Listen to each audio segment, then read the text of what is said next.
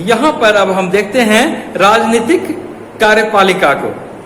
आपने देखा कि आरक्षण संबंधी जो लेटर निर्गत हुआ था उस पर किसी अधिकारी के हस्ताक्षर थे, पर क्या ये उनके आदेश मात्र ही थे? नहीं, बल्कि उनके पीछे उनका आधार यह था कि सरकारी स्तर पर नीतिगत फैसले लिए गए थे। और यह नीतिगत फैसला लेने में किसकी महत्वपूर्ण भूमिका होती है? तो प्रधानमंत्री की इसमें महत्वपूर्ण भूमिका होती है। और प्रधानमंत्री या मंत्रिमंडल, कैबिनेट चाहकर भी ये फैसले नहीं ले सकते हैं यदि उसका समर्थन लोकसभा नहीं करे। कोई भी कानून पास कराने के लिए लोकसभा में उसका समर्थन होना आवश्यक है, अन्यथा संसद की मर्जी के खिलाफ सरकार कोई फैसले नहीं ले सकती है। सरकारी स्तर पर ऐसे फैसले लिए जाते हैं, ऐसे संसद ऐसे अधिकारों का इस्तेमाल करती है और संसद के अधिकारों का क्रियान्वयन अपने देश में कार्यपालिका करती है। सरकार की विधायिका कानून बना देती है और उसे कार्य रूप देने का काम सरकार करती है। जब हम सरकार की बात करते हैं तो इसका मतलब होता है जो सरकार है, जो कार्यपालिका है। हम जानते हैं कि कार्यपालिका, व्यवस्थापिका, न्यायपालिका 3 चीज होती है। कानून का निर्माण करना विधायिका के हाथ में है, संसद के हाथ में है। कानून को लागू करना कार्यपालिका के हाथ में है। और कोई कानून संबंधी कोई विवाद हो जाए या वह न्याय संगत है या नहीं है, इसकी जब रक्षा की बात होगी, इसका जब विवेचना की बात होगा तो यह देखना न्यायपालिका का काम है कि वह कानून सही है अथवा गलत। अब हम यहाँ पर देखते हैं राजनीतिक और अस्थायी कार्यपालिका। लोकतांत्रिक देशों में 2 तरह की कार्यपालिका होते हैं। एक जो निर्वाचित होते हैं, जिसे हम लोग वोट देते हैं, वो सरकार बनाते हैं, वे राजनीतिक कार्यपालिका के रूप में होते हैं, राजनीतिक व्यक्ति के रूप में हम जानते हैं उन्हें। और एक होते हैं अस्थायी कार्यपालिका। आप देखते हैं प्रधानमंत्री होते हैं, मंत्रिमंडल होता है, मंत्रिपरिषद होता है और उसके कामों को लागू करने के लिए नौकरशाह की एक बहुत बड़ी फौज होती है, लोक सेवक कहलाते हैं वे। और वे सिविल सर्वेंट या नौकरशाह सरकार के बदल जाने के बाद भी नहीं बदलते हैं, वे अस्थायी रूप से अपने पदों पर बने रहते हैं। हम देखते हैं कि कार्यपालिका का यहाँ 2 रूप होता है, एक अस्थायी और एक अस्थायी। अधिकारी काम करते हैं तो राजनीतिक कार्यपालिका के अधीन ही काम करते हैं और रोजमर्रा का जो प्रशासन चलता है, इनकी सहायता से ही सरकार काम चलाती है, अपना निर्णय लागू करवाती है, क्रियान्वित करवाती है। कोई कार्यालय का ज्ञापन हो या गैर राजनीतिक कार्यपालिका की भूमिका हो, यहाँ पर इसकी भूमिका महत्वपूर्ण हो जाती है। जो सरकारी होते हैं, जो चुने जाते हैं, जो निर्वाचित होते हैं, वे राजनीतिक कार्यपालिका, उनको अधिक पावर होता है, अधिक शक्ति होती है बनिस्बत जो अस्थायी कार्यपालिका होते हैं। आप देख सकते हैं जो अस्थायी कार्यपालिका के रूप में होते हैं, नौकरशाह होते हैं, वे अधिक पढ़े लिखे होते हैं। और जो मंत्रालय में काम करते हैं, जो मंत्री होते हैं, उन्हें कम ज्ञान होता है। तो वहां जो मंत्रालय में जो काम करते हैं वे पढ़े लिखे होते हैं, सचिव स्तर के होते हैं और वे उनको सलाह देते हैं तकनीकी रूप से कि ये काम करना चाहिए। और यदि वे कुछ निर्णय लेते हैं तो इसके माध्यम से ही अमल में लाया जाता है, चाहे वो कोई भी क्षेत्र हो, रक्षा हो, उद्योग हो, स्वास्थ्य हो, विज्ञान प्रौद्योगिकी हो, खाद्यान्न हो, कुछ भी हो, कोई भी मंत्रालय हो, वहां पर नौकरशाह की जरूरत पड़ती ही है। और लेकिन संबंधित विभाग में अंतिम निर्णय की लेने की शक्ति मंत्रियों की ही होती है। यहाँ पर आपको लगता होगा कि मंत्री जब कम पढ़े लिखे होते हैं तो उन्हें ज्यादा अधिकार क्यों दिए जाते हैं? तो यह समझ लें कि यह लोकतंत्र है, जनता का शासन है और जनता जिन्हें पसंद करती है उन्हें ज्यादा शक्ति होनी चाहिए। इसीलिए लोकतंत्र में उन्हें ज्यादा अधिकार दिए गए हैं। साथ ही अस्थायी कार्यपालिका के रूप में सिविल सर्वेंट की बहाली होती है, वे अपने काम, अपने नियम वहां पर फिर वे चलाते हैं।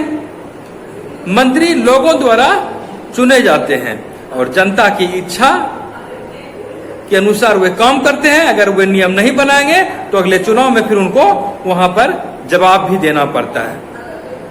यही कारण है कि मंत्री सारे फैसले करते हैं और अपने मंत्रालय से संबंधित जो कार्य होते हैं उसके उद्देश्य को तय करते हैं। मंत्री अपने मंत्रालय के मामलों का विशेषज्ञ होते हैं, ऐसी कोई बात नहीं है, लेकिन तकनीकी मामलों में मंत्री विशेषज्ञों की सलाह लेते हैं और विशेषज्ञ अक्सर अलग अलग राय रखते हैं। उनमें से जो अधिक अच्छा बेहतर विकल्प उन्हें लगता है वे मंत्री के सामने लाए जाते हैं। मंत्री अपने उद्देश्य के मुताबिक, अपने नीति के मुताबिक, अपने जो उनका जो उद्देश्य होता है, जो मैनिफेस्टो होता है, उस अनुकूल वे आगे अपना निर्णय लेते हैं। जो विशेषज्ञ होते हैं वे मामले को भली भांति समझते हैं मंत्री की बनिस्बत, तो वे सबसे महत्वपूर्ण फैसले ले सकते हैं। विशेषज्ञ रास्ता भी बताते हैं कि यह काम करना चाहिए। व्यापक नजरिया रखने वाला व्यक्ति ही कोई मंजिल पा सकते हैं, आप यह बात को समझते हैं। और लोकतंत्र में निर्वाचित मंत्री इस व्यापक नजरिए वाले व्यक्ति की भूमिका निभाते हैं। अब हम यहाँ पर देखते हैं प्रधानमंत्री और मंत्रिपरिषद। इस देश में सर्वाधिक शक्तिशाली व्यक्ति यदि कोई होता है, कोई महत्वपूर्ण पद है इस देश में, तो वह है प्रधानमंत्री का पद। यह एक ऐसी संस्था है जो वास्तविक अर्थों में देश हित में निर्णय लेने की क्षमता रखते हैं, शक्ति रखते हैं, सत्ता रखते हैं और उसे वैधता प्राप्त होती है। वहीं आप यह भी समझ लें कि प्रधानमंत्री के लिए कोई प्रत्यक्ष तौर पर चुनाव नहीं होता है। राष्ट्रपति प्रधानमंत्री को नियुक्त करते हैं, लेकिन राष्ट्रपति अपने मन से किसी को प्रधानमंत्री नियुक्त नहीं करते हैं। राष्ट्रपति लोकसभा में बहुमत वाली जो राजनीतिक दल होते हैं उसके नेता को ही प्रधानमंत्री नियुक्त करते हैं। वर्तमान में विगत कुछ सालों से ऐसी बातें हो रही है कि कोई एक राजनीतिक दल को पूर्ण बहुमत नहीं आ पा रहा है, तो वे गठबंधन करते हैं। 2 दल, 3 दल या 2 से अधिक दल, कई दल गठबंधन करते हैं, आपस में एक किसी न किसी बिंदु पर सहमति जताते हैं कि इस बिंदु पर हम लोग एक मत होकर काम करेंगे और फिर उसके जो नेता बनते हैं, जो नेतृत्व होते हैं, तो वे फिर प्रधानमंत्री बनते हैं। और लेकिन यहाँ पर जान लें कि लोकसभा में उसे बहुमत होना चाहिए, उसे विश्वास होना चाहिए, आधे से अधिक सदस्यों का उसे समर्थन हासिल होना चाहिए। और यह भी समझ लें कि प्रधानमंत्री का कोई कार्यकाल नहीं होता है कि एक बार नियुक्त हो गए तो कै साल रहेंगे। जब तक उसे संसद में विश्वास मत है तब तक रहेंगे, और अन्यथा लोकसभा का कार्यकाल 5 वर्ष का होता है।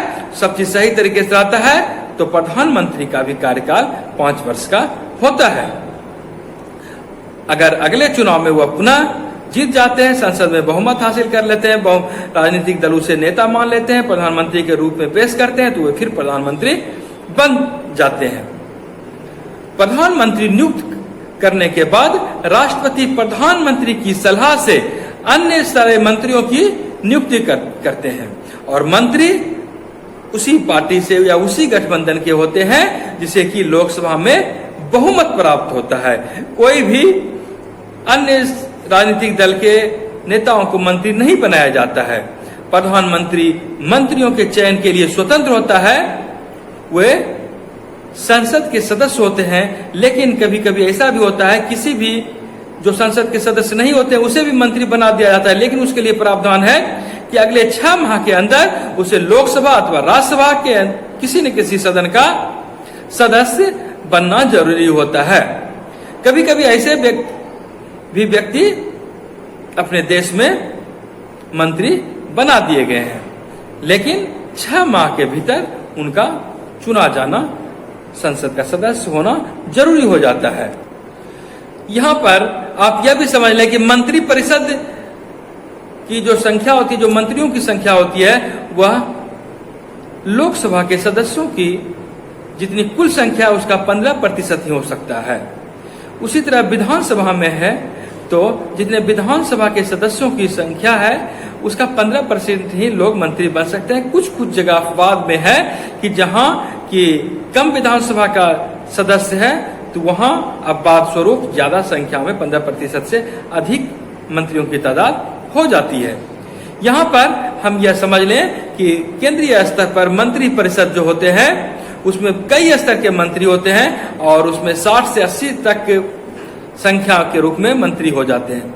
यहाँ पर मंत्रियों का यदि वर्गीकरण करें तो सबसे प्रधानमंत्री के साथ जो होते हैं वो कैबिनेट मंत्री के रूप में जाने जाते हैं और कैबिनेट मंत्री सत्ताधारी पार्टी या गठबंधन के मुख्य नेता के रूप में होते हैं और कोई भी निर्णय लेना होता है तो मुख्य लोग जल्दी निर्णय ले सकते हैं।